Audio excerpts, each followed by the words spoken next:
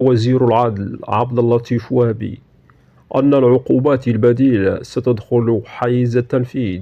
في شهر غشت من سنة 2025، مذكرا بأن رئيس الحكومة شدد في الاجتماع الذي عقد في هذا الشأن قبل أسبوعين على أنه خلال ماي المقبل يجب أن تكون جميع التدابير ذات الصلة بما فيها إخراج المراسيم التنظيمية اتخذت. وأفاد وهبي الذي كان يتحدث خلال الجلسة العامة للأسئلة الشفهية بمجلس المستشارين بتكوين لجنة قال إنه تشرف برئاستها، مضيفا: